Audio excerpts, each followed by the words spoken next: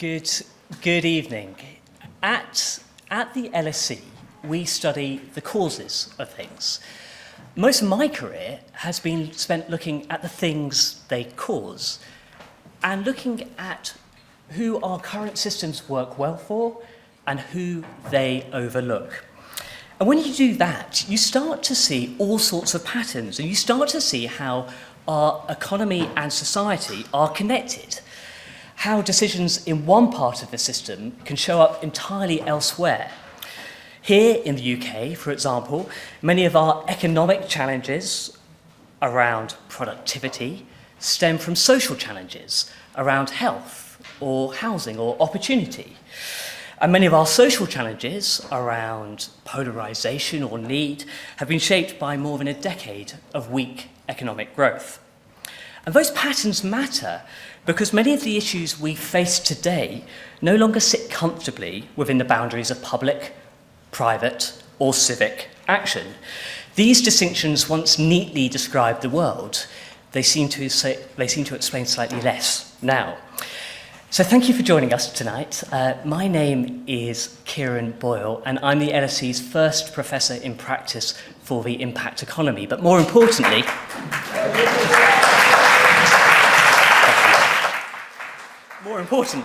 I'm delighted to invite you to this inaugural lecture for our Impact Economy Dialogue series.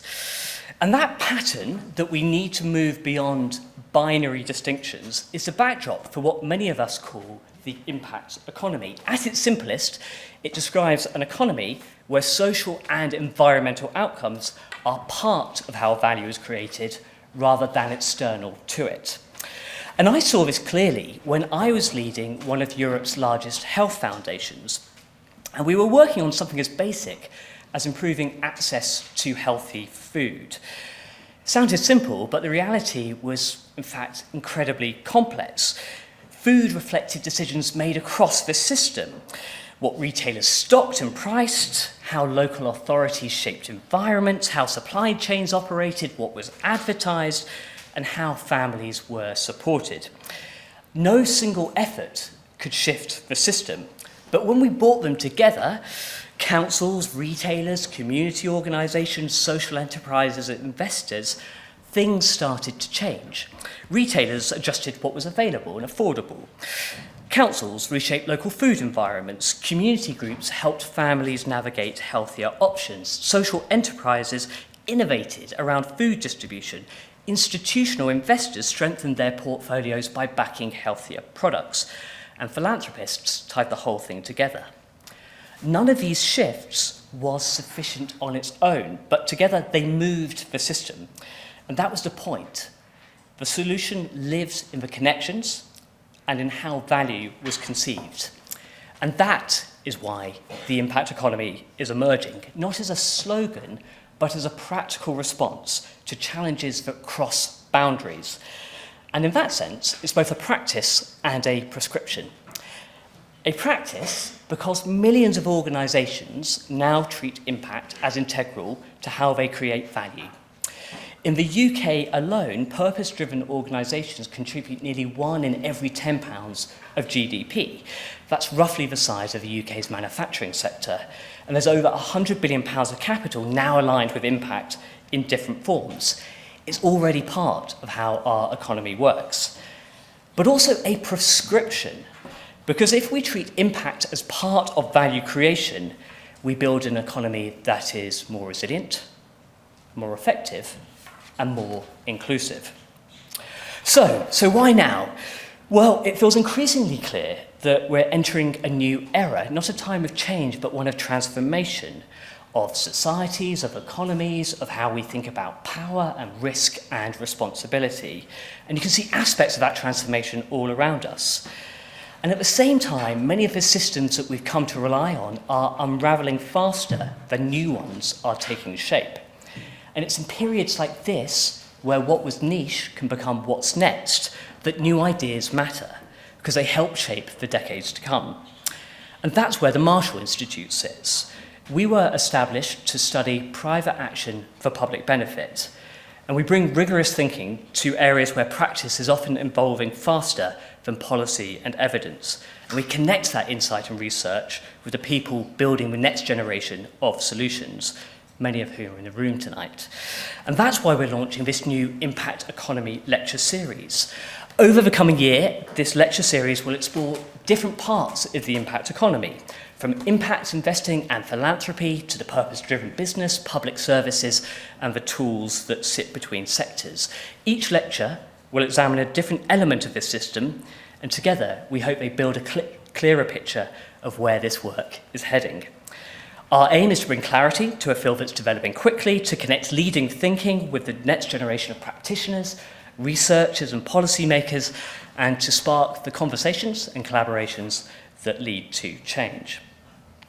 Tonight, we're joined by people who have each shaped this emerging field, both in the panel and in the audience itself. So we're going to begin with a lecture, move into a panel conversation, open the floor to your questions, and continue this discussion over drinks. So it should be a really wonderful evening. And to begin, let me introduce someone whose efforts have shaped many of the ideas and institutions behind this field, and who I've had the privilege of working with for many years. So Ronald Cohen, Ronnie, has been a leading global voice in bringing questions of impact into mainstream finance and public policy. From chairing the UK government's Social Impact Investment Task Force to its G8 successor, Ronnie has helped establish many of the institutions that underpin this space, from Bridges Fund Management and Social Finance to Better Society Capital, GSG Impact, and more recently the International Foundation for Valuing Impacts. And together they form much of the architecture through which private capital now works in the public interest. But more than that, Ronnie brings a combination of clarity, persistence, optimism, and I felt firsthand a commitment of turning ideas into action. Tonight, he launches the updated edition of Impact, Reshaping Capitalism to Drive Real Change, a book that has influenced how governments, investors, and practitioners think about value and think about outcomes. Ronnie, it's a pleasure to have you with us. The floor is yours.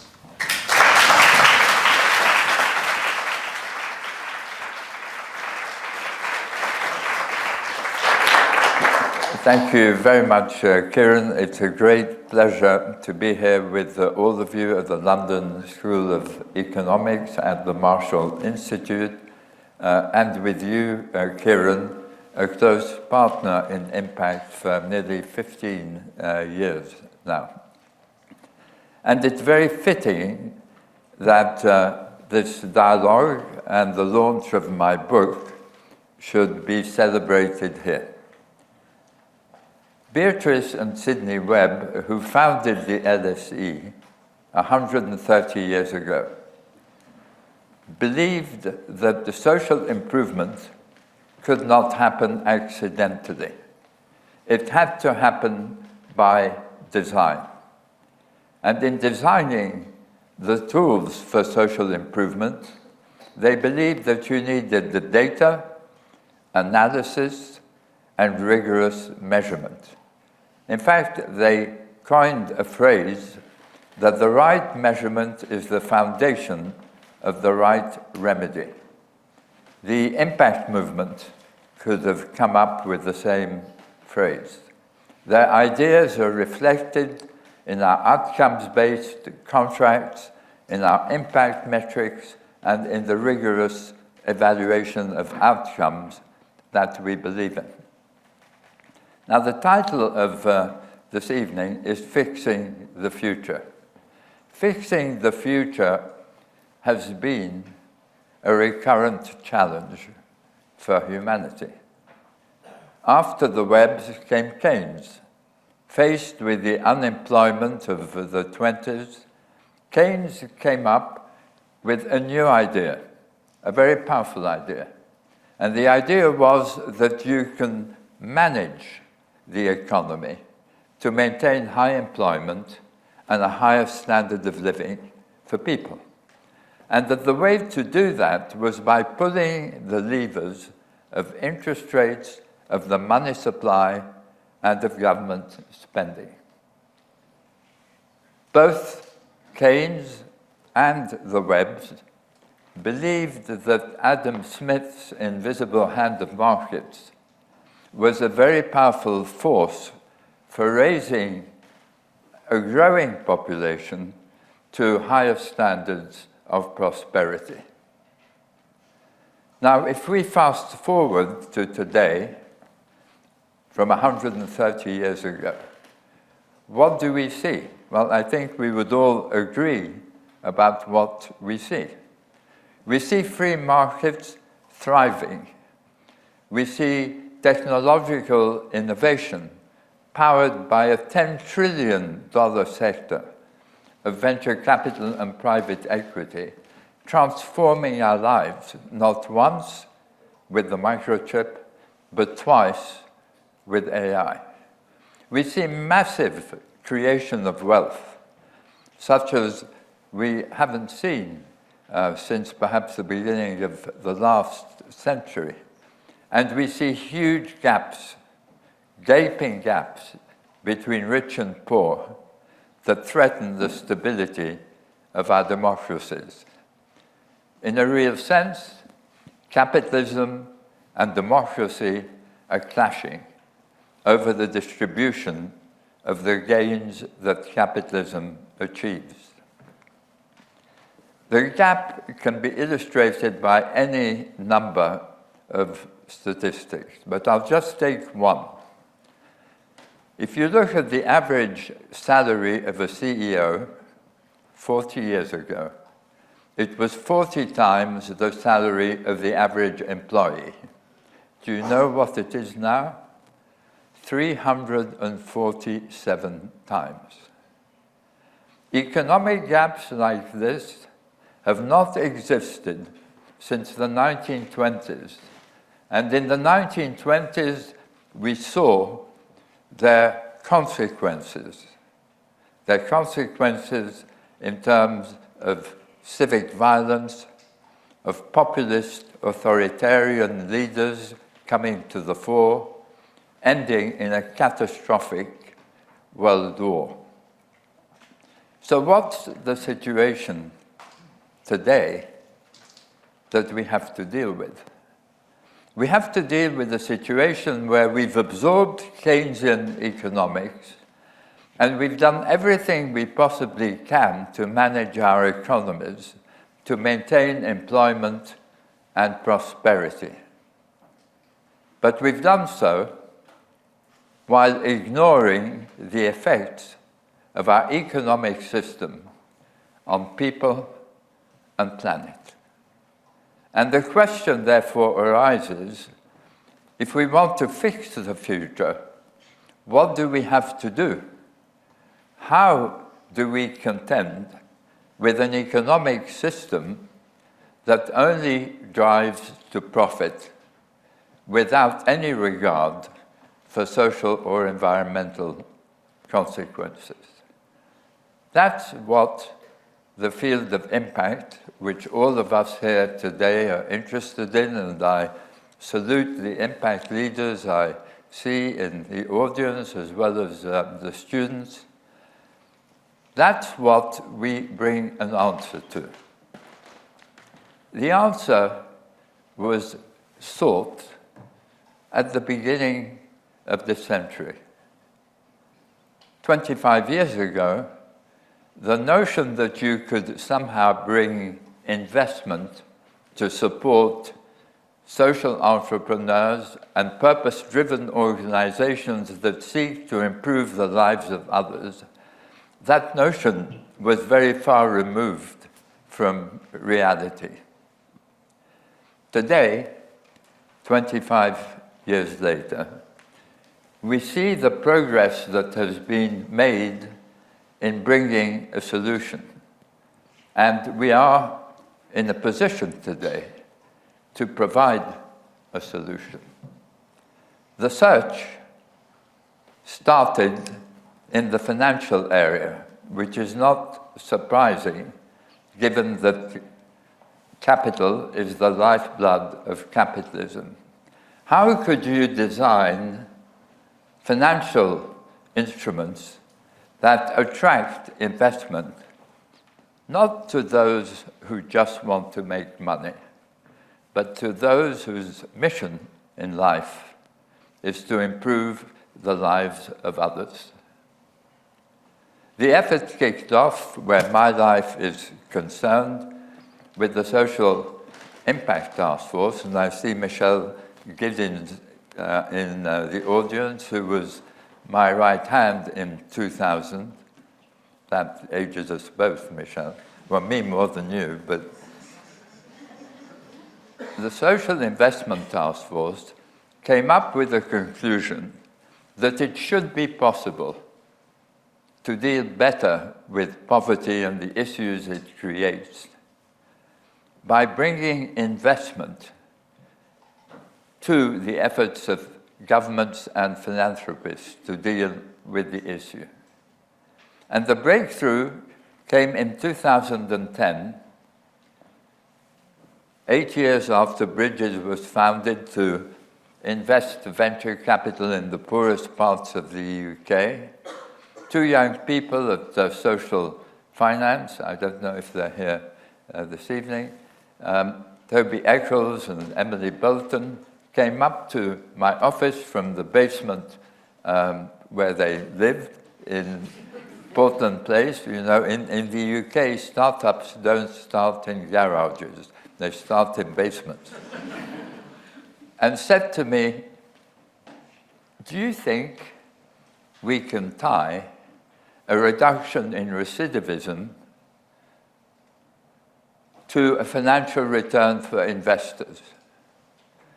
And I said to them then, you found the key to the capital markets for social entrepreneurs.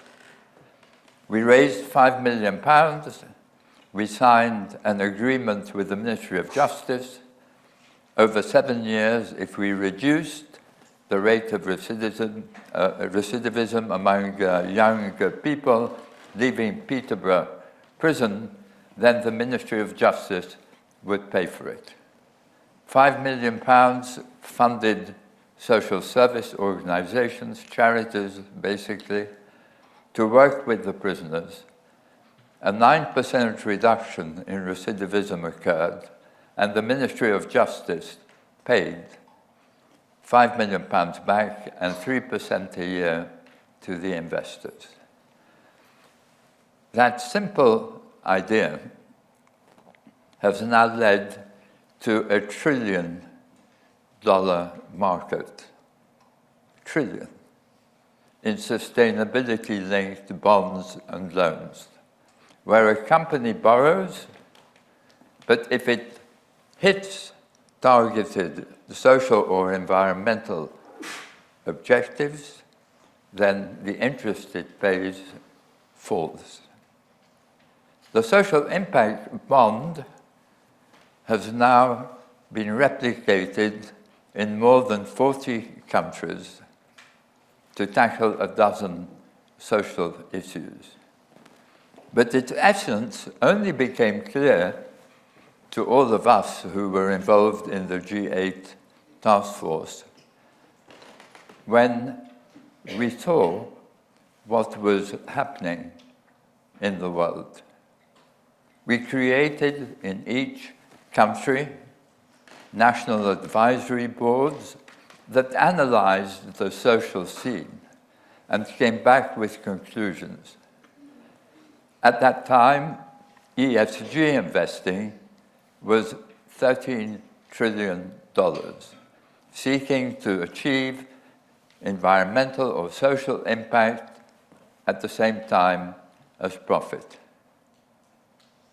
13 trillion seeking to do that brought to our minds the potential that the social impact bond held. The social impact bond optimized risk, return, and impact in comparison with a normal financial bond or loan that optimizes only risk and return. It depended on rigorous measurement.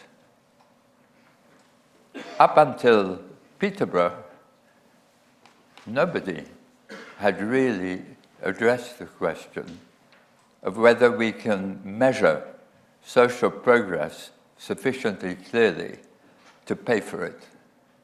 And of course, measuring a percentage reduction in homelessness or in children in care is eminently measurable.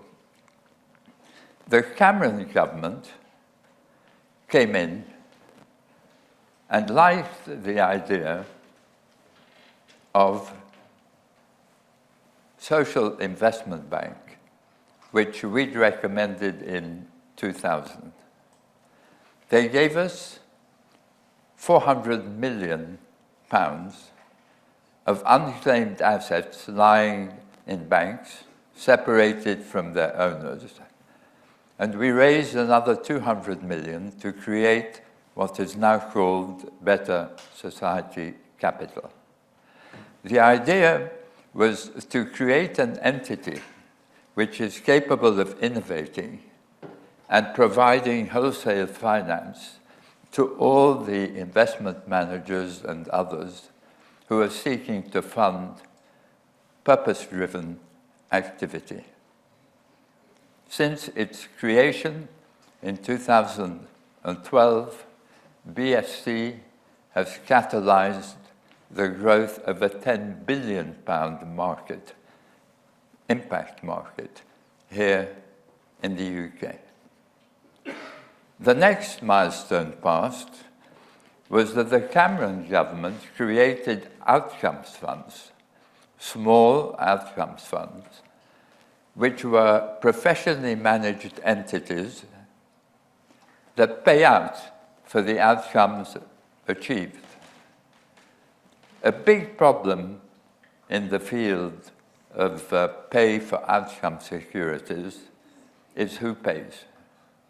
And governments and philanthropists have not moved as quickly as we expected to do so.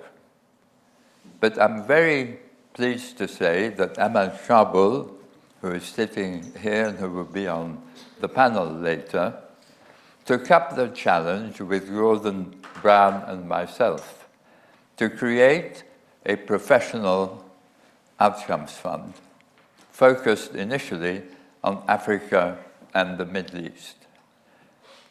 She and her team have deployed $130 million in Africa and all over Africa, with the ambition to deploy $1 billion.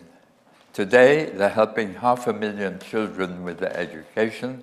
Their ambition is to help 10 million. The evidence based on the work in Sierra Leone is that it saves a year of schooling. And the big lesson emerging from the impact field is that the government actually pays about half what it costs to commission services on a fee-for-service basis. And it pays it later, often after there have been increases in revenues or savings, and it enables it to attract capital to supplement its cash-strapped budget. So you can imagine how significant it is now that the current government has established a £500 million outcomes fund focusing on education and the other issues that challenge children in need. That 500 million is designed to be matched by a similar amount coming from local authorities and philanthropists. It gives us the opportunity now to make a real difference in the way children have a start in life and cope with the circumstances of their background. But the most important milestone of all, which the impact movement has passed, came last year in the launch of impact accounting. the International Foundation for Valuing Impact showed how you can measure environmental and social impact in monetary terms that make them comparable with one another and comparable with profits. IFVI published a data set of 100,000 value factors across 300 locations in the world, which enable an investor or a business or a government to assess the emissions of a company, the waste it creates, the water consumption and pollution it creates, and the soil erosion it creates, in monetary terms similar to profits. The same was done in the social area, which is almost a taboo subject in the United States now, but I want to spend a few moments on it. It is possible to bring transparency to the way that companies pay. Salaries relative to their peers, relative to the average of a sector, relative to the living wage or the minimum wage. It's possible to attach an economic value to a deficit in representation of gender groups or ethnic groups. It's possible to put an economic value on training and upskilling. And with mounting pressure coming from AI for layoffs, that is going to be an extremely important area where companies can play a big role in achieving social justice. We've come to realize that managing our economies and at the same time taxing people to redistribute income and wealth go in opposite directions. There are limits to how much governments can redistribute without changing the incentives within the economic system. Impact brings a way to do this by creating competition among companies, both at the level of profits and at the level of social and environmental impacts.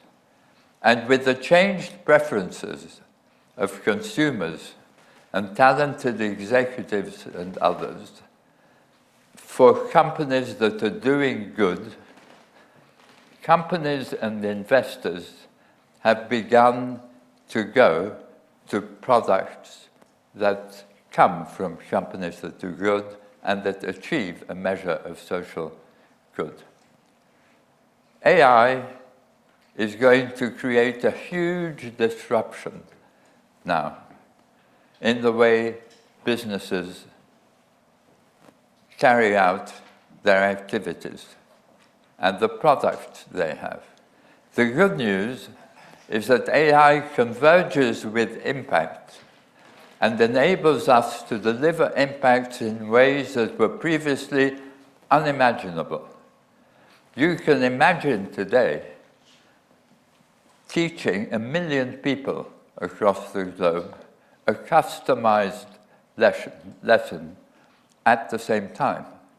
You can imagine diagnosing millions of people across the world remotely. And we're beginning to see with companies like Tesla that bringing the environment or society, in the case of Tesla, the environment, can enable you to build a $1 trillion company in less than 20 years. So what impact is doing is creating the framework now for our economies to shift from risk and return to risk, return, and impact. And as Kieran was saying, It's already happening. It's already happening. Impact investment has passed the $2 trillion mark. Environmental, social, and governance investment got to $30 trillion before its lack of measurement brought a tax on the basis of greenwashing. Impact will rewire ESG to deliver real impacts through the use of impact accounting. If that happens, 15% of all investable assets will be going to deliver real positive impacts as well as profit. That is the destination. The destination of impact is an economy where all decisions include impact. The tools exist now for us to transition to impact economies.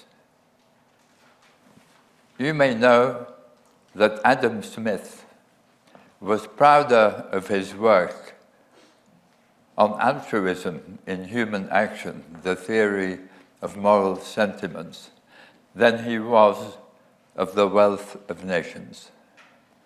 Had Adam Smith anticipated that in our day we would be measuring impacts in money terms, like profits, he might have merged both his books and talked of impact as the invisible heart of markets to guide their invisible hand. Thank you.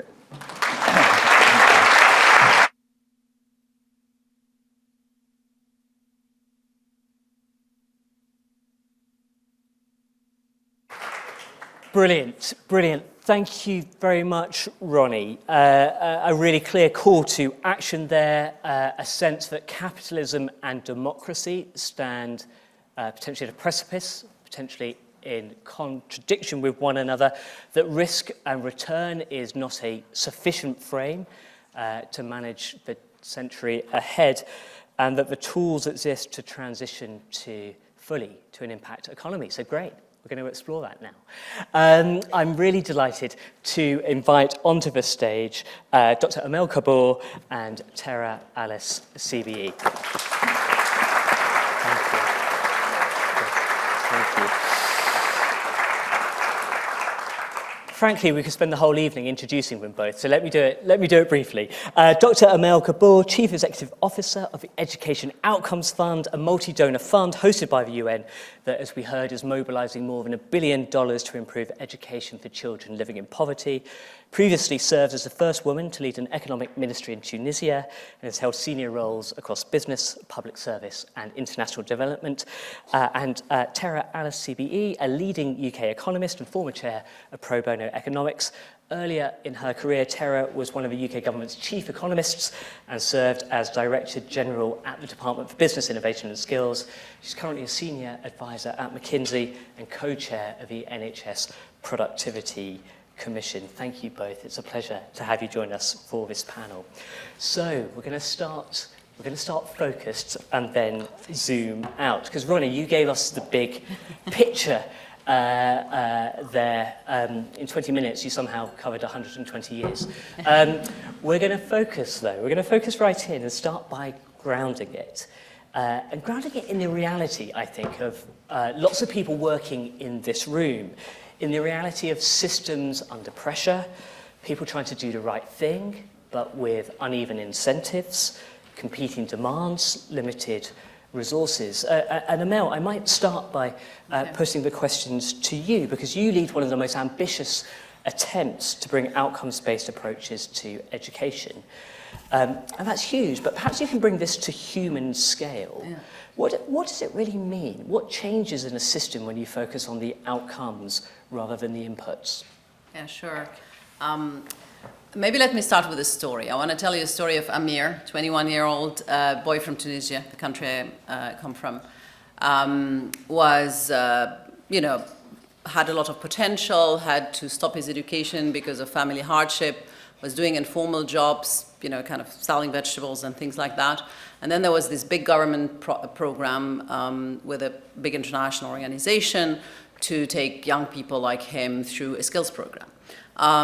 So for 9 months with the promise to have a better life, obviously. So Amir joins this program, means he gives up on his informal work, struggles to get diabetes medication for his mother with the hope to be in a better place. But after the year, the certification he gets is not really recognized by employers in the country.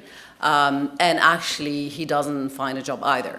And so basically, he and his family are poorer after this wonderful government intervention than before. And it's not really a single, act. Like, we have statistics that show that 2/3 of all skills programs in the world have absolutely no impact on employment or earning. That's not true at the LSE, just saying.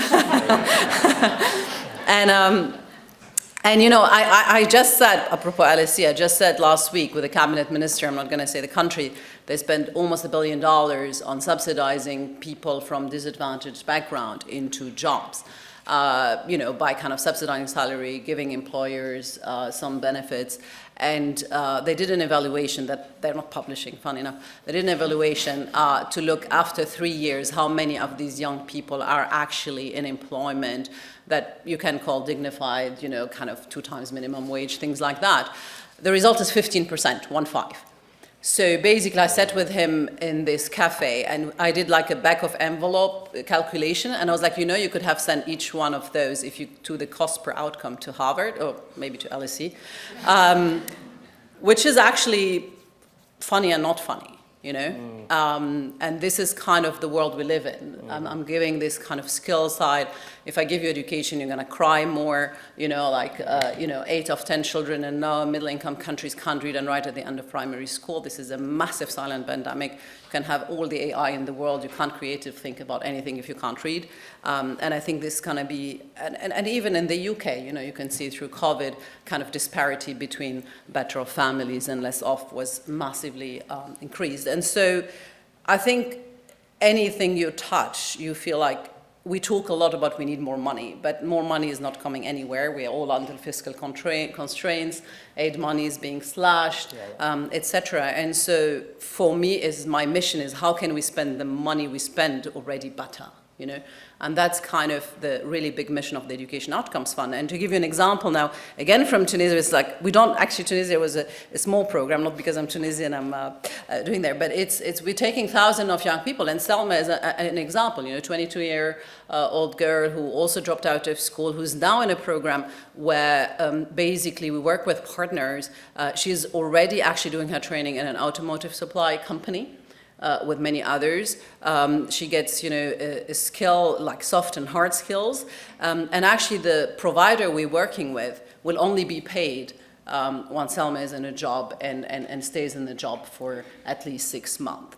And that actually completely puts the system on its head, because they start, obviously much more demand-driven. It's a much more kind of holistic approach to coaching and mentoring to the person, and spend kind of the money completely differently. And so that's the magic there is you bring everyone in a different space. We talk with government about what do you really truly care about. I mean, you think it's easy. It's not when you talk with governments about the outcomes they want to achieve for their citizens. How do you price them? Often you don't have the data, you have price per beneficiary, but if we take that $1 billion, fund, doesn't say anything. Yeah. And then the partners we work with, we hold them accountable for the results, but we gave them a lot of autonomy and flexibility to do the work. And I think this is one of, because you said what changes when you do outcomes. I think a lot of people just focus on, okay, then you pay for success. But actually, and I'm so happy that the wording changed from impact wants to talk about outcomes partnerships, because you basically bring a whole ecosystem to be for a public purpose. I hate, by the word, about PPP, for public-private partnership. I wrote an article in Brookings, please can you recoin it at LSE, we call it partnership for public purpose. Yep. So basically to have the purpose in the middle. And so After I left government, I led an NGO for 2 years. Trust me, it was like, I think the hardest job in the world, even after I left government, because the way we were funded undermined the impact we wanted to achieve. So if we were working, for example, with women about violence, we were like, oh my God, we have to work with the police, but we didn't think we had to work with the police at the beginning, much more than we thought. I go back to the donor and they're like, oh no, you can only change 10% in every budget line. And I was forced to do what I said I'm gonna do, even if I knew actually I could do something different that might have higher impact. And the last piece is we basically, because we pay for impact, we work with investors who de-risk and bring in the working capital, as Sir Ronnie explained. And people were like, you're crazy. No one is going to invest. Just to give an example, our biggest first fund was in Sierra Leone, one of the poorest countries in the world. After a civil war, it was an Ebola crisis. And we told people, we're going to pay you at the end, and we need like investors. Michelle is here, you said I can't see her, but there you are. We needed Michelle's of the word to believe in, and Mila and her team to believe in us and to say, okay, we're going to put the money in. And we were 3.5 times oversubscribed, actually, by delivery partner investors. So we always believed if you build it right, they will come. And as Ronnie said, we work today in South Africa, in Rwanda, in Tunisia, in Sierra Leone, in Ghana. Next week I'm in Nigeria, where we're launching a program. And so it shows you really can achieve results. In Sierra Leone, children achieving an extra year of learning compared to the highest performing education system in Africa for a country when 90% of the children can't read and write in the end of primary school, and that based on an RCT results, and closing the gender gap. It just shows that this works. That's a phenomenal example. I'm going to move us on if I may. But I love that phrase around partnerships for public purpose, because that's so wide. I think a lot of people in this room will agree that the way that we finance social change at the moment doesn't work for lots of organisations, and perhaps we'll come back to that, or when we have questions from the floor. Now, Ronnie, you introduced us to a really huge field. There's different types of capital, there are different types of enterprise. We've focused in on a particular tool around the outcomes partnerships. But Tara, I'd like to step back a bit. And some would say that the impact economy is a response to a simple challenge. It's a response to the fact that it's easy to externalise costs, much harder to internalise what makes a system resilient. And so if the impact economy is going to respond to that, then it's going to need to measure things. It's going to need to measure well. So from your experience across business, across government, what does that good measurement look like in practice? And if you could be like really candid, what do governments need? What do markets really need? Yes, there's a lot of things that are required for good measurement, and I'll start with one or two conceptual things, but then give you a couple of kind of examples from almost like pattern recognition from having done this work in government and with charities and with businesses. What are some of the kind of key distinctions to draw? So first of all, be super clear about the concept. We've talked about impact without actually defining it. I think we should define it. I think if Ronnie and Amal and others can help us just agree on a definition, that would be helpful. My definition is making people's lives better. I think that is very measurable, and so I like that as a result. I think it's very democratic, because every person counts as one person. And so every person's life being made better is important. And I think it's also good because it's subjective. So I don't decide what makes your life better. You decide what it is that you need and you want and what your preferences are. These are all kind of, to me, really core principles around being clear about the concept. The second piece is around very basic kind of good measurement practice. You need longitudinal data in order to tease out causality. You need to understand what the counterfactual of what would have happened if you hadn't done anything or somebody else had done what you were doing.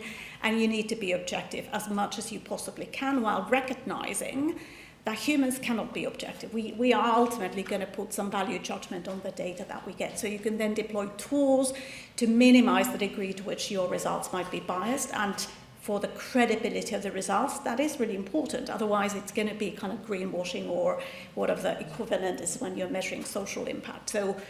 So those are key principles. Now, when it comes down to actually doing the measurement, it's messy. So you have to accept there's going to be an element of judgment involved. But a couple of things that I found were really important to know from day one. First of all, the impacts are going to be different for different people. So expect that and build that into your measurement model, and also kind of what your hypotheses are that you're going to be testing. Ask people, like, don't assume, but ask them. Now it's really, really cheap to gather data. Ask them before you do the intervention, how satisfied are you with your life these days? Ask them afterwards, and then think about lifetime impacts. So this lifetime idea is super important. You might make somebody happier today, and in fact your example is around that, by giving them a cookie.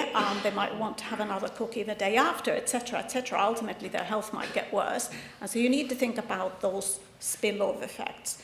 Thirdly, and I think this is underappreciated, is you typically don't just have an effect on one person. Again, your example is brilliant. This person had an impact on their whole family. If you, for example, are an employer and you care, as I think you should care, because I've written a book chapter about it, their mental health, because it improves productivity and improves that person's life, you should know that you're going to have an impact on their children. It's very clear the pathway to people's positive mental health in the future is through their mothers. And if you're not thinking about those second-order impacts, you're missing out on potentially huge benefits, but also potentially huge detriments that you're causing people in your activities. And then final thing I want to emphasize, because Ronnie talked about monetization, it is very important that we can put pound values on these things, otherwise we can't make trade-offs and we can't really speak with a single language. But it's super important that price does not equal value. You know, I don't pay anything for Google Maps. I value it hugely. That's a commercial example. But well-being literature broadly finds that relationships are the second most important thing in people's life to make them happy and make them satisfied. You can't put a price on that. Yet you have to measure it, and you need to be able to kind of equalize it with other things. So go beyond kind of the economist market framework, because otherwise you're going to be led really astray. Brilliant, brilliant. Well, there's going to be lots of challenges for the LSE and all the things that we teach and study here. I'm going to move us broader still, and Ronnie, I'm going to turn to you next, because I think we've spoken about tools, some of the techniques that are needed, some of it, Tara, I think you're saying are in development or could potentially be challenged. But let's broaden the lens again. My contention at the start was, at its heart, the impact economy is about placing impact central to the decision-making of public, private, and civic institutions. Now, for those who believe that shift is underway, Ronnie, it's all pretty clear. It's happening around us. We point to the patterns of it. For those who don't believe it, however, what would you point them towards? What gives you confidence that that something real is shifting here? I think if you look at the values today, Kieran, among young people in particular, they have changed. They're not interested in working for companies that are creating harm, nor are they interested in buying their products. That's been noticed by investors who realize that this would affect the value of their portfolios. And so they began to shift in the direction of companies that are consonant with these trends, whose product, whose operations, whose values are consistent with these trends. Financial markets have never, in the history of finance, taken impacts into account at the scale we're seeing today. ESG may have been unsuccessful, but it was 30 trillion with the intention to create impact. That's a huge statement. And in the early days of ESG, we didn't have the tools. And this is where I think, Tara, the world has changed, because the intentions of Sidney and Beatrice Webb were the same as ours, the greatest happiness of the greatest number. But they didn't have the tools to do it. Today, we've created a new set of tools. So I think for those who are skeptics, there are probably many in the room today, but for those who are skeptics, I would just say, look around you. Do you think the trend is to work for a polluting company and the one that uses child labor. Would you advise your children to work for such a company? Would your children want to work for such a company? The world, the world has changed and is changing. And financial markets often anticipate big changes before individuals typically will do. And so the evidence is there. Amel, what would you say on this? I probably spend more time on the limits. Okay, well, let's trying to overcome them. Yeah, I mean, probably, what feels stuck? What feels like? I think. I mean, the first thing is still incentives. You know, we still need champions. Like in the countries we work in, sometimes everything feels like a massive heavy lift to start with, because governments. You have your budget. If you don't spend it within that year, you don't get it back. You have, in politics, just to give a very quick example, we had a program for supporting SMEs, and I did an evaluation, and I found out actually those that needed it didn't use it, and those that used it actually could have paid for it themselves, but they just used the government program. And then I wanted to stop it.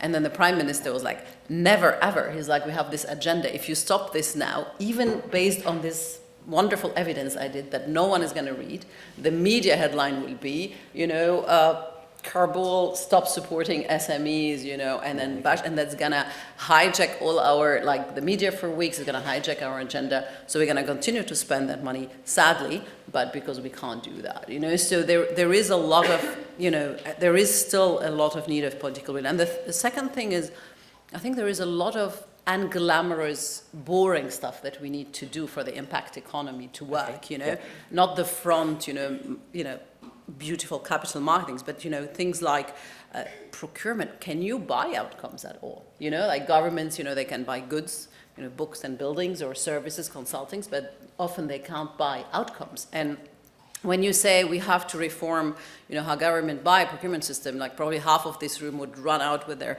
hands over their head thinking this is impossible, but it's not. I think contracts are not made by gods, they're made by humans, and we can change them. Just an example right now in South Africa, we've worked with the President's Office, the Treasury, and Ministry of Education, and now South Africa has a contract where they can buy outcomes, and it's doable. It took a few months, a few legal law firms, a lot of political championship, and then you have it, So I do think that and another one is data that you talked about, often we don't have the data, often local governments, officials don't have the capacity, to build also a sophisticated data system that can help with that. That's another infrastructure that we need to build. So I feel like there is a big, movement.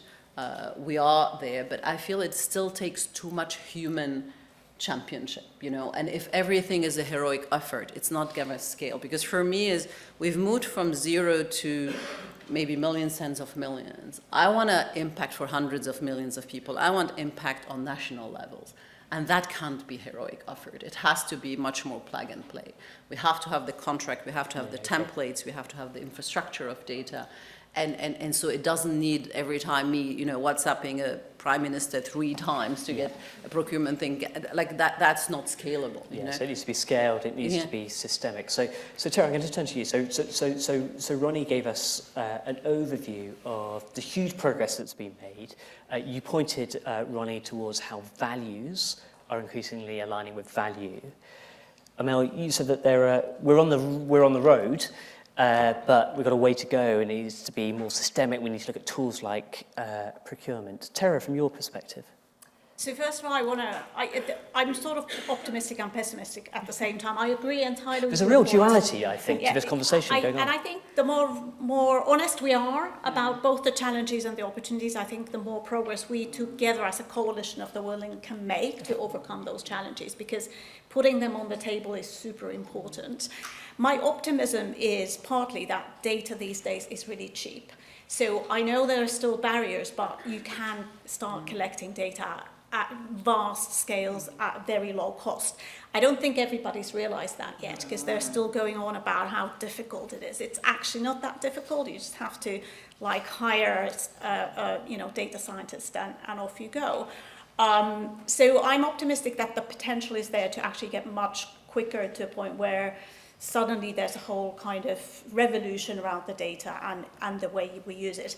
I often mention in these kinds of talks that we've tried to measure GDP, gross national product, for 70 years now. And if you read Diane Coyle's book, for example, you'll find out that we're terrible at measuring it, still 70 years after. So if we now put all our efforts into measuring impact and how we're improving people's lives and really getting serious about the causality of it all, I'm absolutely confident that within much faster timeframes than 70 years, we'll be much better off on it. I think what is going to hold us back is a lot of black and white debate around these issues. You know, either a company is good or bad, or a policy works or doesn't work, or you have to be perfect in your measurement in order to even be able to say anything about it.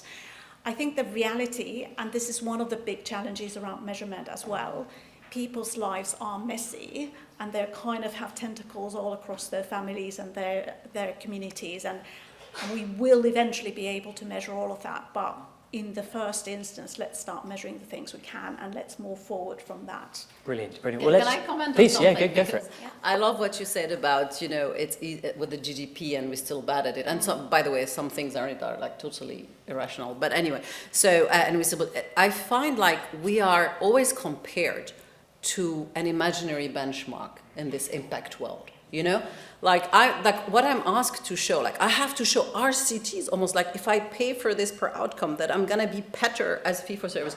Don't compare me to an imaginary government that know exactly what they want, that have an amazing, you know, a regulation of the private companies, contractors they work with. Those are doing amazing work, you know, and every prison management have people that are never gonna reoffend. That's not reality. Compare me to the freaking reality I'm in here, you know, like where actually private company are just ripping us off, you know, in prison management and early childhood in this country, making profits and not achieving any impact, you know, because governments they're often impossible to regulate, could use impact and outcomes contracts to regulate these people. It could be a proxy regulator, you know, but we push us into small, you know, let's work with children on the edge of care, or let's work with homeless people. Give me this billions of contracts you are doing, and let me change those into impact. Yeah, why don't you let me touch this? So because you set the bar like, oh, but we don't know if what you do works.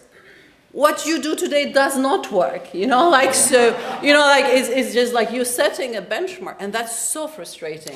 And we have to fight that. It's something we see all the time at 100X, which is kind of it's the innovator's challenge, isn't it? Is that if you do something new, you need to say what that is, and that's looked at very, very closely. What's existing doesn't get checked at all. Very quickly, and then I'm going to move on to the final question. Your point is absolutely right as well. Governments don't hold themselves to account on the outcome measurement, anything like they hold you or other kind of providers to the account. So out of the entire 1.2 trillion pounds the UK government spends each year, I repeat, 1.2 trillion pounds, less than 5% is ever evaluated. I, as a taxpayer, think that's absolutely shocking.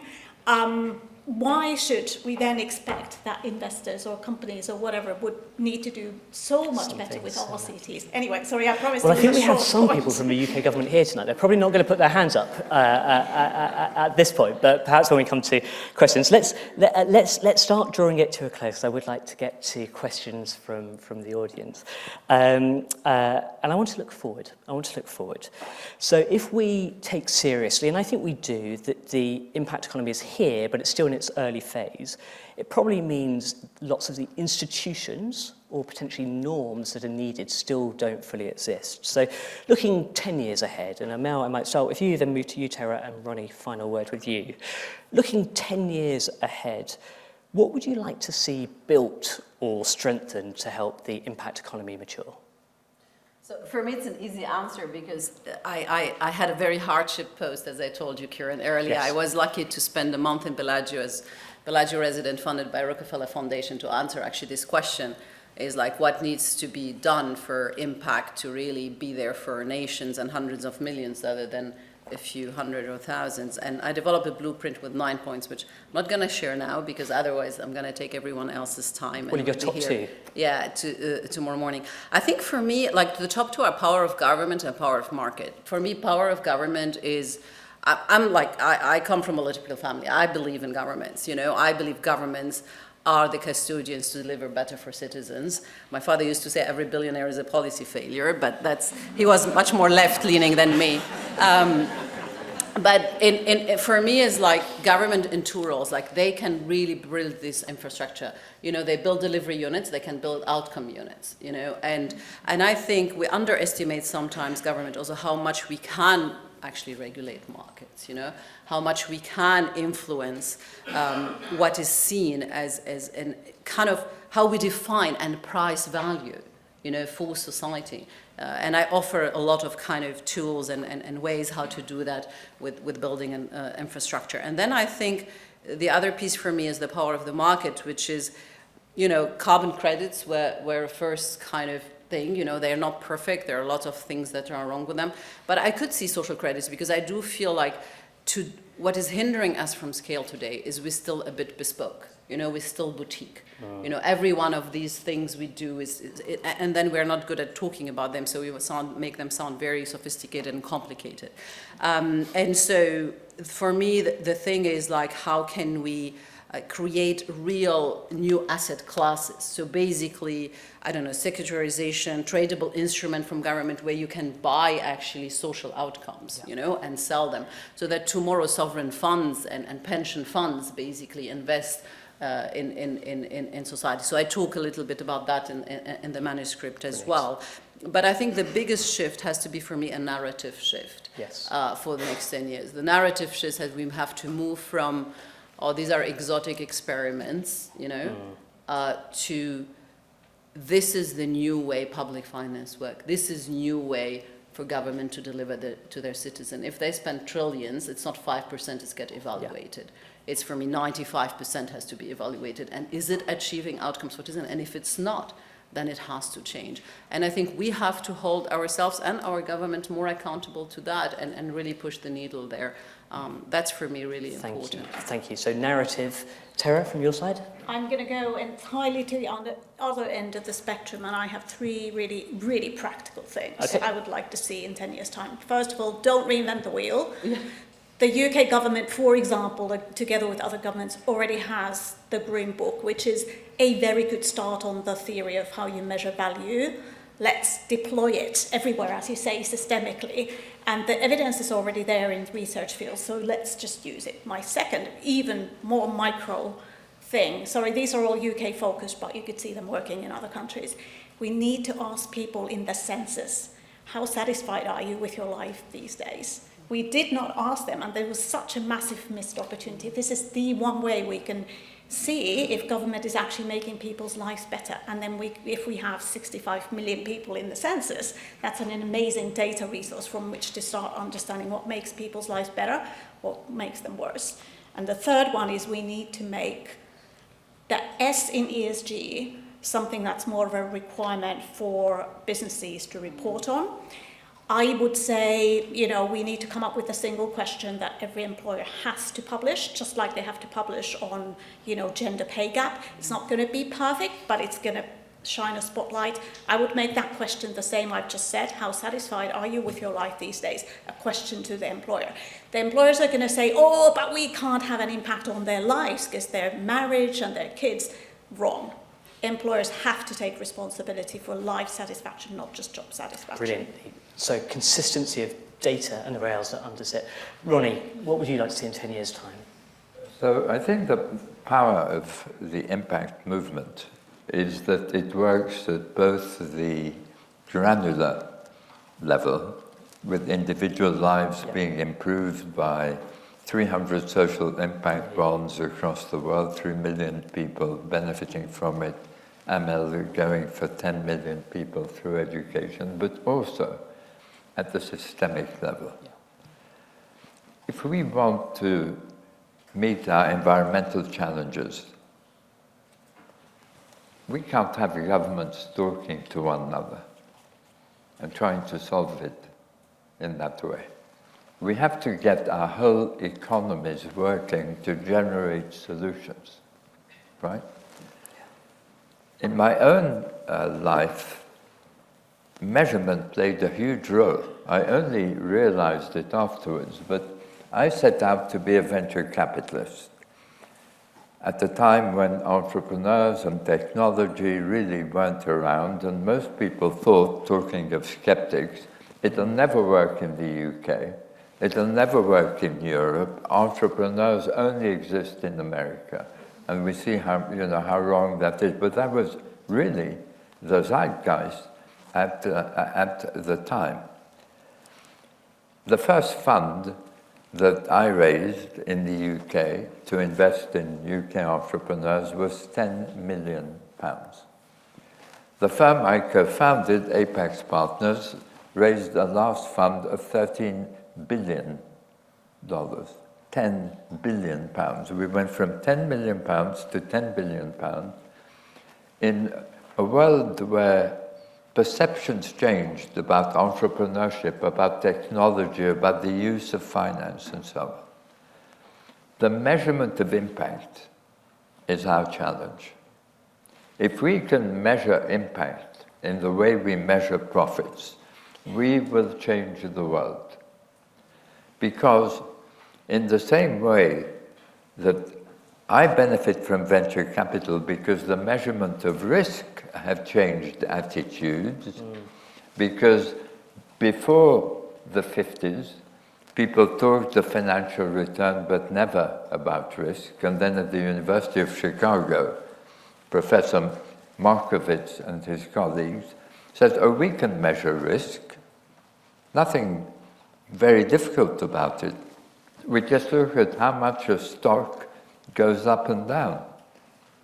And that change in thinking shifted the whole world of investment. We're not talking granular, we're talking hundreds of trillions of dollars shifted to be invested in venture capital and in emerging countries. It funded the tech revolution and globalization. The measurement of impact will create opportunities, business opportunities, in new sectors. We see it with solar panels and driverless vehicles today, which are very high growth and very profitable. That's one reason this impact revolution will be successful. The other reason is that there's no way that we can deal with our environmental issues or even our social inequalities without getting our economic system to do the right thing, which is to create impacts as well as profits. So it's the economic system, stupid, right? That's what we have to change. And that's why I think we have such a powerful agenda. Because we've now shown, just as measuring risk isn't such a difficult thing, measuring impact isn't such a difficult thing. It's difficult when you move to subjective issues of satisfaction. But if you have to measure the economic... It's very easy. You ask a single question. That is not difficult. Well, sorry. But it is the opposite of difficult. To turn that into accounting is a bit difficult. You can't compare it. You can't compare it with profit. But bear with me just for a moment. If you can express in economic terms the income lost by a member of a community that is excluded from employment, you come out with a figure of $6.5 billion of diversity deficit for Amazon and $2.5 billion for Apple. And if you compare their numbers to their wage bills, Amazon's the better performer at 16% diversity deficit versus Apple at 25%. Now, that's an insight, right? That's an insight. That's something that policymakers can encourage through tax credits, right? we have to bring systemic change. To do that, we have to get impact accounting implemented, and I believe that within a decade, we will see every company publishing impact statements that show its revenues, its costs, and its impacts. I think within the next year, we're likely to find on the screens of the big data providers impact accounting measures of the environmental impact of companies. Perhaps the social ones will come a bit later because of the pushback in the United States, perhaps not. So, top of my wish list is let's get impact accounting Impact used. accounting within 10 years, and Ronnie does have a habit of being right on these things. Well, great. Well, let's turn to you all here. I promised the panel that this is the LSE, so there are going to be lots of questions. We're going to take them in pairs, if we may. If you can introduce yourself, your name. Please keep your question short, and please make sure that there's a question mark in it as well. So we're going to start with the gentleman with in the fourth row, I think, with his hand up, wearing the white shirt. My name is Ebuka Imebina, and my question is to Sir Ronnie. To what extent does the existing sustainability standards, which have been published by the IFRS Foundation, to what extent does it reflect impact? Speaking about impacts being, measuring impact being a major problem, and your prediction of the next 10 years. I know you are on the board of the IFVI, but looking at the picture of the current situation and the pushback, to what extent does the current ISSB standards satisfy the impact standards? Thank you. Thank you very much. We'll take another question. Lady on the... Yes, you. Thank you. I'm not very good at counting rows. Please, thank you. Thank you. Thank you very much. I'm Daniela from Colombia doing the MPP. Do you think market-based solutions could solve the world's biggest challenges, such as inequality, poverty, and climate change? Brilliant, thank you. So a question, a specific one, thank you, on IFRS, and then a really big one. Can market-based solutions solve the world's biggest challenges? Ronnie, we might ask with you, but Tara, Amal, do please jump in.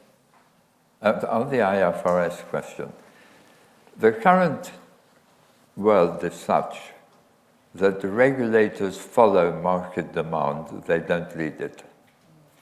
The demand today among investors to date has been the effect of the environment on a company's business, not the effect of a company on the environment.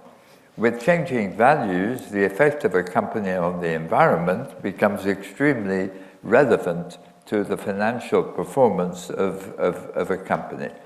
So, to answer your question, I think IFRS will have to evolve. My own personal wish is that the EU, which has been pushing for the impact of companies on the environment and society to be measured, and IFRS will come together at some midpoint between. However, the way to get things done is to get impact accounting on the data providers' screens so that an investor or a business or a government can analyze the impact of companies. When that begins to happen, the regulators will have to step in, and you'll find IFRS coming out with the right types of impact accounting principles. Brilliant. And the question around, can market-based solutions answer the world's biggest problems? Tara, Amal? Well, the answer is only market-based solutions are actually going to be able to move fast enough and create the right kind of innovation and deliver at scale. But on their own, they obviously do not deliver a socially optimal outcome. So you need incentives, you need frameworks, and you need to kind of channel all of that money and all of that effort and all that time to solve those problems. But I am very much a believer in, if you set that challenge or a mission to relieve poverty, for example, and you say, and there's a prize, if you've managed to fix this problem, you'll get the prize. The innovation we would get that was truly objective about what works and what doesn't work, rather than ideological or historical, or we've always done it this way, I think it would speed up the solution to these problems. And the same would be true in a lot of environmental cases, where the technology already exists. We just haven't necessarily got the components of it together in focused way. Brilliant. Amal, and then I'll go and get No, some it's more fine. questions. Shara answered it all. We can get more Fantastic. questions. Let's get two more. Lady in the third row. A row, sorry. Okay. Thank you. My name is Poppy. I'm a policy manager for impact investing at the British Private Equity and Venture Capital Association. I loved this event. My question is, what is the one thing you'd like to see from private equity and venture capital to scale impact investment, to make it mainstream? What do we need to do next, specifically for private capital? Venture capital, and then there's a gentleman wearing a checked green shirt. Thank you. Hi, thanks so much. That was a really insightful conversation. I'm Pranav, and I work in impact measurement at 60 decibels. My question was around the, there are many business models and industries that are reliant on unsustainable practices, socially and environmentally, just taking cocoa, coffee, tea globally, right? So these are models that are built on optimizing just for profit and not for impact. And so how would you approach pushing back against the influences, the lobbying, the methods they use to keep the existing status quo in place and not move to an impact accounting model? It's a brilliant question, because the existing status quo is pretty sticky. I think that's one thing that we should kind of really reflect on in the conversation. So there's a question there of broadly, how do we stop those forces that push back against the centrality of impact to economic resilience? And then a brilliant question around what one thing do we need from private equity and venture capital. Let's start with that first question. Amal, I'll turn to you. How do we respond to the forces that push against? I think consumer power has become, and social media, has become really a big thing. Like, I just give you an example. We work in Ghana for out-of-school children in northern Ghana, where the cocoa, basically plantations are, and some of the, companies that wanted to support us with Outcomes Fund are chocolate companies, in a way, because their consumers are pushing them, and you can't hide today anymore. So I think the power of social media, the power of consumers, has been really driving companies to kind of change practices, probably much more than regulation that comes much later with a shorter and shorter political cycle. That's kind of my short answer. Thank you. Ronnie? On the private equity? Either, please. Yes, I'll go to the private. I welcome the question. I come from venture capital and private equity. I was one of the early chairs of the Venture Capital Association. It's interesting that private equity, rather than venture capital, is actually leading in the implementation of impact measurement. There are over 100 impact funds in the world, as you probably know. You can probably give me an updated number. 25 of them are over $1 billion, or close to $1 billion, or more. And the reason private equity is measuring more than public businesses is that the investors have more influence in a private equity fund than a shareholder in a company. So if you have a very big investor who says to you, my trustees want you to be measuring your impact, you measure them. And I think it would be fantastic if the BVCA actually took up the issue of impact measurement. It would be doing its members a favor. It's going to be the standard that you have to show whether you're running an impact fund or a normal venture capital or private equity fund. that you have to show your social and environmental impact as well as your profits. Brilliant. Well, we look forward to seeing that from the BVCA. I'm going to go slightly rogue here. I sense that we've got a room full of... That gentleman there is the first who raised his hand. Yeah, well, I feel sorry. well, we'll get to it, because actually we've got a room, I suspect, full of believers. And so I would like to just, for everybody who had their hands up, is anybody a critic or bringing a challenge? Because we've got a robust and resilient panel here. That gentleman at the back's hand is still up. The gentleman wearing the black coat. So thank you very much. Thanks a lot. So my name is Kevin. I'm currently an MBA student at London Business School, returning engagement manager with McKinsey & Company, Nairobi office. Now, I had a question about philanthropic efforts in Africa. I think that's where I would say impact has, sort of a home within the world, given, the massive inequality and room for economic improvement that we see. Now, we have around, by 2050, roughly a quarter of the world's population will be African. And while for a lot of people that's exciting, for me it's very scary, because it means that there's a lot of livelihoods that we sort of need to figure out how to solve for really, really fast. Now, a lot of the philanthropy on the continent has been very public health focused, education, and we've seen quite a bit of success with reference to that. There's not been that much effort with reference to enterprise development, a lot more on the policy side. And for me, there's a very big question about where will these jobs come from. Now, there have been some efforts, they've not been too successful, right? And so for me, there's a very big question around how are you guys at the forefront of the space thinking about reshaping philanthropic efforts within the continent to focus on, building sort of solid enterprises, creating more jobs, and so on and so forth? It's a brilliant question. It's a question both about jobs, but in our answer so far, we probably focus a lot more on invested capital and the capital markets. But of course, the impact economy is all types of capital that have impact at their centrality. So we'll come back to that question. And then lady wearing the blue shirt, thank you. Well, my first question was for Kieran, but now you've got me feeling quite critical. My question for Kieran was, what would be your change in 5 years if you think it's going to thrive? But from your angle, who's a critic? I'm so pro it, I think it's fantastic. I would question how you think, with the government's launch of the impact for office economy, how much faith do you have that it's going to continue with the elections going to go through? Because you need the government have to make it happen. We are this room full of power, full of emotion. The government have to make it happen, and I'm just not convinced they're going to actually pull through with it. They launched it the week before the budget. I spoke to so many people, entrepreneurs, nobody knew about it. I'm like, Who are you talking to? Let's broaden that question out. It's a brilliant question. Can we broaden it out, though, to how resilient, because this comes back to political narratives, how resilient is this to an increasingly polarised, volatile and changing political environment? You should answer that question. Yeah. I thought you should do it. I thought you should do it.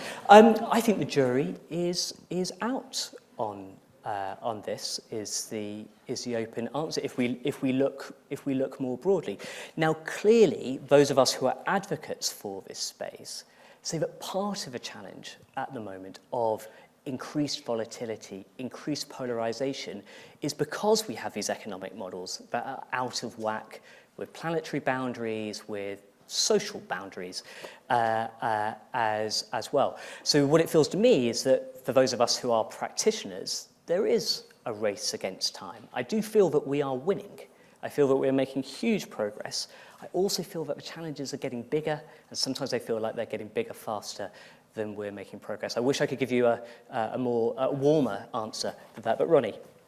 My experience in life is the old technology, or in politics, the status quo, always fights back, right? So we're going to have opposition, but the trend is our friend, and we have to be able to devise ways of continuing whatever happens to the office for the impact economy, although I think that's a major step forward in a way, going back to where Kieran worked in the Prime Minister's office when the Cameron government brought so many of these initiatives to fruition. And we can track it happening 20, 30 years before through various governments as well. So if there's Can I have a resilience. slightly optimistic note on that, or do we? I would love to hear a slightly optimistic note. It's not a panacea, and I'm also worried about some of these underlying tensions here, but I'm always an optimist, and my optimistic note is politicians will, over time, hopefully learn that actually the way they get re-elected is by making people's lives better and responding to these pressures, and that they can do it in a way that creates a bit of some unhappiness and lack of popularity in the early part of their tenure, but actually they can, within a 5-year frame already, it's quite easy to move to situations where you're actually making people's lives better. And they will realize that that's more important than money in people's pockets. I think we should censor every politician that uses those words, because the evidence is so clear in a developed economy anyway. It's not about money anymore. Most people earn enough to be above the kind of threshold of being satisfied with the money. It's about the rest of their lives, whether that's the planet, or it's the relationships, or it's their mental health, or it's whatever it is. And I think we need to move the narrative to that much more rich conversation. Brilliant. Well, my cause for optimism will be the students in the room as well. To drive at some of this change. We're going to take that question that the gentleman asked around philanthropy and jobs, then we've got time for 2 very, very quick-fire questions. So, Amel, I might hand over to if you. I could solve that. I mean, between now and 2050, 1 billion young Africans are going to enter the job market. And it's not an African problem, trust me. It's a global matter, which can be either an opportunity or a massive risk, especially with climate change. No one has a freaking idea how we're going to do this, to be honest, at this scale. Everything is rather small scale. But there are some, I see the opportunity for creativity is there. Like if you take smallholder farmers, for example, which are actually in the tens of millions in the African continent, and I've seen projects where, for example, if you help them to plant trees, and even if they cut these trees after 15 years, they can basically, 5 years, sorry, not 15 years, 5 years, is like the carbon, basically, what they take in, it increases the resilience of their crops, it's good for the planet, and it's good for their money. And to plant all these trees, you need seedlings. You can create entrepreneurs in the millions, actually, to create these seedlings. So there are ideas out there. We just need people to be kind of bolder to fund them and to fund those entrepreneurs. And I think when it comes to Africa, the problem is Africa is a massive continent. You can fit Europe, China, India, and America, and the US in it, and it still has space. So, but it just looks smaller on the map. But it's in a way that there is a prejudice. There is it's just one continent. People don't understand how diverse it is, how innovative it is, how advanced it is in many ways. And I think with AI, there is a lot of things there, steps are going to be cut towards, development and kind of entrepreneurship. But it's a huge problem, and it's not an African problem. It's here. Like most entry-level jobs are going to disappear. Like I use AI to help me do things that earlier young people used to help me. So it's if you solve it, you're gonna get a Nobel Prize and be a billionaire. Now, I'm ever so sorry. I've just got the signal that we're running out of time, but that is also an excuse to say that we can continue this later over drinks. So I'm going to take chair's prerogative and ask one final question, quick fire question, if I may, working down to from Tara to Ronnie. In a sentence, what's one thing that you would like the audience to take away from tonight? Stay optimistic. Don't let the best be the enemy of the good. Brilliant, thank you. Build partnership, build boring infrastructure, and stay humble and experiment. Thank you. Ronnie? The trend is our friend, and the impact economy is around the corner.